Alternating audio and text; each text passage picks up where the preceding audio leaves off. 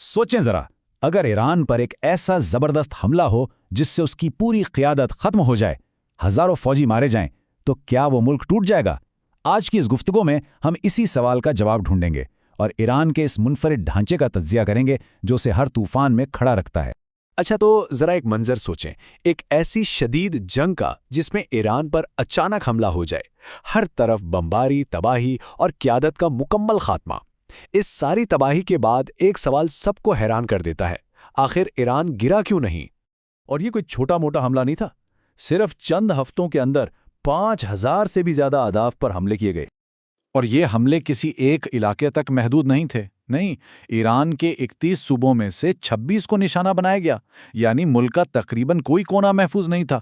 جو نقصان ہوا وہ بہت بڑا تھا، سپریم لیڈر مارے گئے، سپاہی پاسداران کے اعلیٰ کمانڈر، درجنوں سینئر افسران، 17 جنگی جہاز اور تقریباً 200 فضائی دفاعی نظام سب تباہ کر دیے گئے۔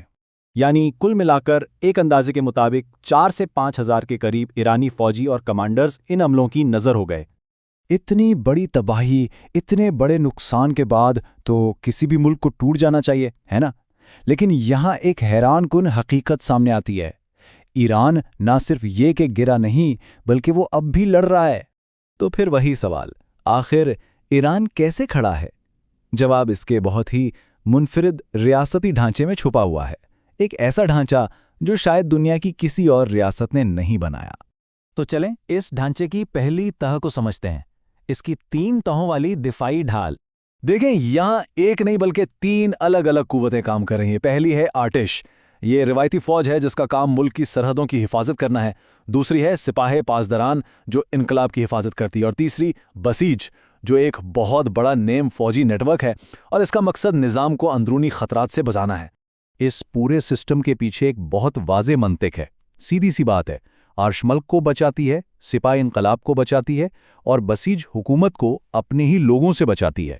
یہ تینوں ایک دوسرے پر نظر بھی رکھتے ہیں، یعنی اگر ایک گر بھی جائے تو پورا نظام نہیں گرتا۔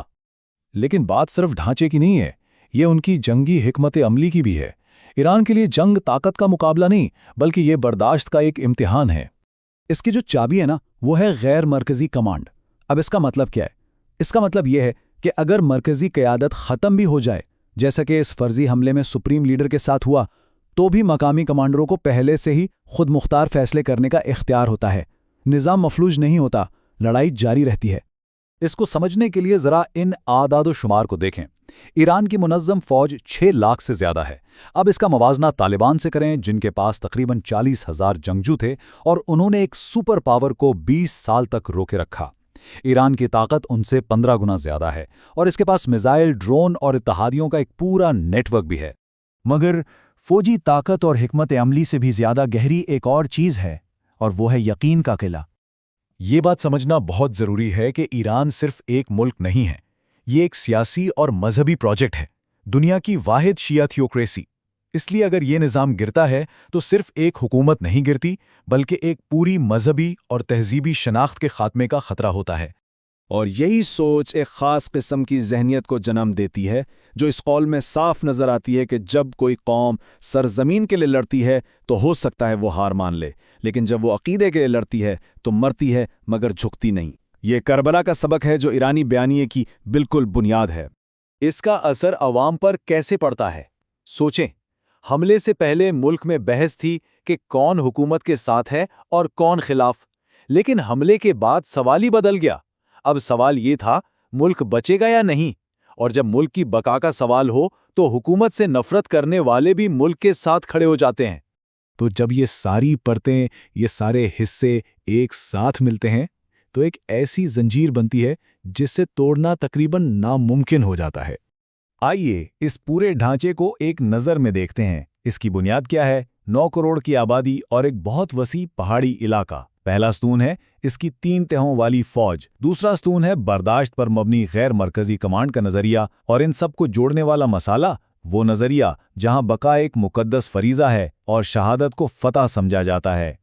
اور یہ سب ہمیں ایک بہت اہم نقطے پر لاتا ہے کہ آپ ایک نظریے کو بم سے شکست نہیں دے سکتے۔ کیوں؟ کیونکہ یہ جو قلعہ ہے نا، یہ اینٹوں سے نہیں بنا، یہ یقین سے بنا ہے، اور یقین کو بموں سے گرایا نہیں جا سکتا۔